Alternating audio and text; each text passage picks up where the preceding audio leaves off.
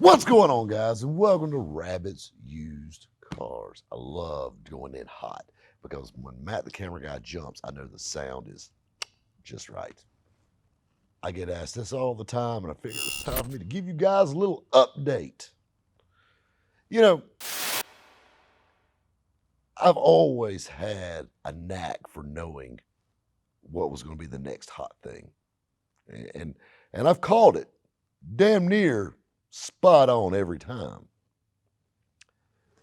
So I figured now would be to tell you the cars to buy and the ones to look for, the ones you want, especially you guys out there in the flipping game for 2021. The cars that you need to be buying right now in the off season to be ready for the spring and the fall and so on.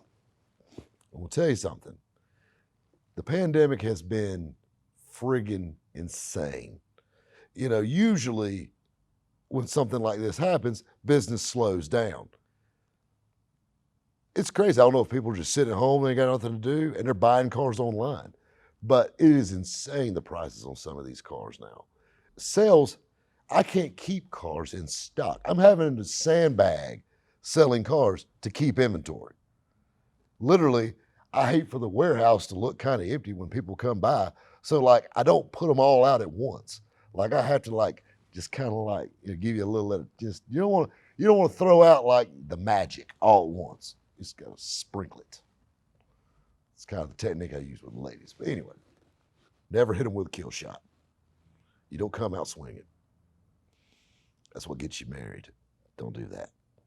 Don't ever throw your ace out first. Never.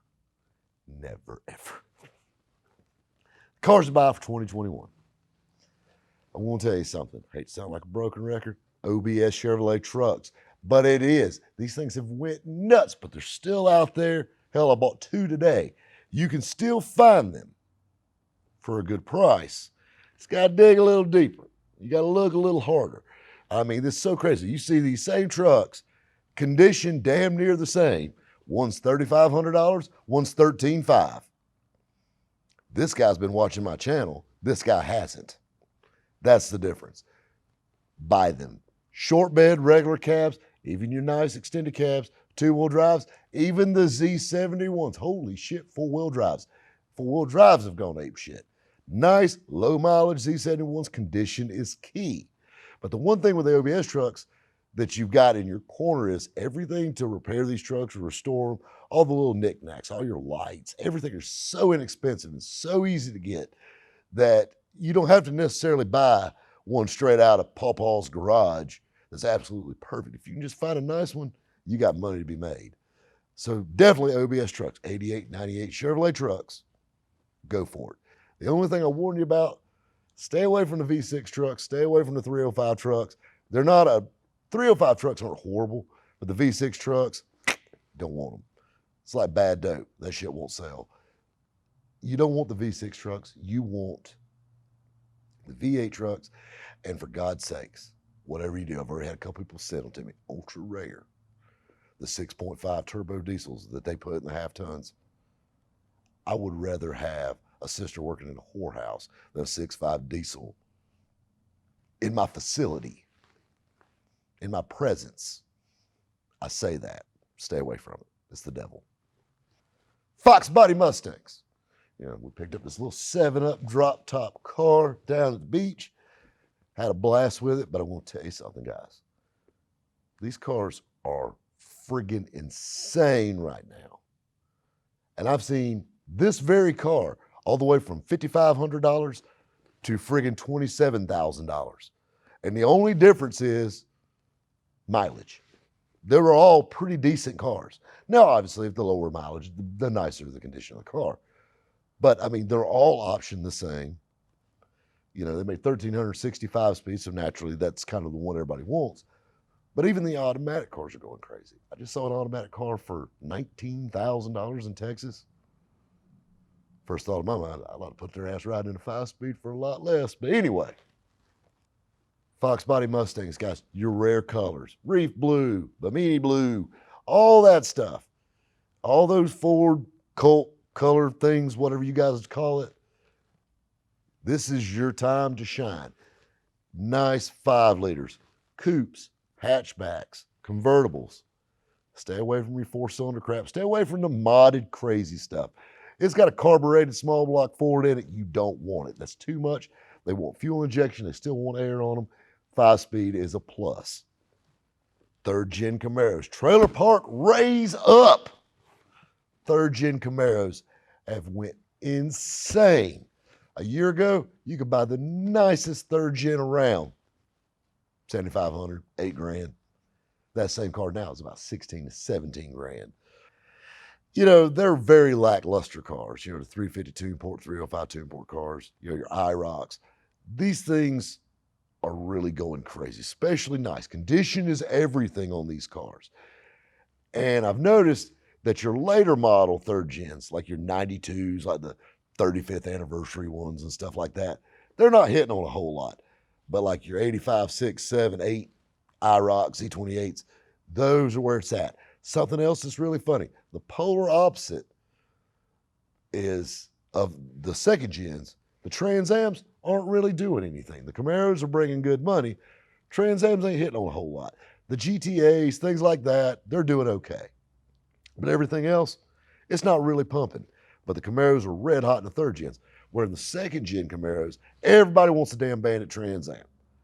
I mean, for God's sakes, if you got a 77 through 79 Trans Am, you are sitting on a gold mine, they think. And those cars are valuable, but the bubble's going to pop on those. But what's crazy is a 77 through 79 Camaro will bring about a quarter of what the Trans Ams are bringing, which is nuts. But to each their own. So it's kind of funny how the third gens have flip-flopped with the second gens. But anyway, moving on. Keep your eyes out for the third gen Camaros. Another thing, people are looking for those entry-level collector cars. And that's something, the pattern you're going to notice with all these cars, is these are the entry level. These are the new collectors coming into the game. And you know, a lot of these are guys that wanted these cars, you know, when they're in high school and stuff. But a lot of them are looking for that first collector car, and they're wanting to spend $10,000, $12,000, $13,000. And that's all they have to spend. And I'll be honest with you, you know, for $10,000, $12,000, $13,000, you don't get really a lot of anything. So they're looking for that bang for the buck. So now you're starting to get in some of the odd rods. You know, it's like the Volkswagens. The Volkswagens have always been that little cult classic. But now it's not just the little slam down Beetles, which have always been a favorite, but they've gone up insane in value. But another thing is carbon gears, you know, the notchbacks. Everything Volkswagen right now is super hot. These are fun cars. These are great cars. You know, like I said, they're plentiful parts. You can get anything you want for them. It's kind of like the OBSs and the Mustangs and all that stuff. You can buy anything you want for these things. You know, this has got the old school vibe, like the serious. I mean, it's a 60s car. So it's still got the serious old school vibe. The only thing is, though, you're not going to jump in this one and drive it 5 hours to the beach. This you can. So that's kind of the Achilles heel with that. Keep your eyes out for the nice bugs, things like that. There's still a few out there to be had. On the bugs, though, value-wise, you definitely want to stay 66 back as a rule. You'll see some 67, 68s that do good. You'll see a lot of 67, 68, 69s, and 70s that actually changed the front end on. They changed the fenders and all that, trying to make them look like an older bug. Dead giveaway is the fuel filter neck on an old school bug is under the hood, where the newer 67 up, it's actually got a gas door on the side. That's a quick way to tell if it's a straight up real 66 back. The fastest way for me. Another really, really, really cool thing that I've noticed, and it's kind of neat that they're coming back, is station wagons. Station wagons. You're starting to see all these Caprice station wagons. It's not just like the Impalas. I'm talking about Caprices and old Parkwood wagons, Buick wagons, Oldsmobile wagons. You're starting to see the station wagons kind of make a little resurgence. You know, and about 10 years ago, they were stupid hot. They were just that little it car. Everybody had that one little quirky station wagon. They took the cruise-ins with surfboards on top like a douchebag, and they were that guy. Now, they're starting to pop back up again. And I tell you what's crazy, and I got a sneaky suspicion, mark my words, about a year, I'm going to be telling you about all the Roadmaster Buick wagons and the Chevy Impala wagon, or Caprice wagons rather, all you bubble Chevy stuff, I'm telling you. And I got a feeling that it's going to drag the little Impala SSs out with them too, the 94 through 96 bubble Impalas. You're starting to see them pop up a little bit, but they don't really, you know, really jump. But I'm telling you, when this station wagon craze hit the first time, everybody and their brother had one of those Caprice wagons. You know, they were easy, they're fairly inexpensive. Now they're super inexpensive. And I just got a feeling it's going to follow suit again, especially when the older ones get picked up, the prices go sky high. They're going to start going after the Caprice wagons. So maybe keep your eye out for them old wood grain, mall station wagons. But I really think these are going to be the it cars for 2021.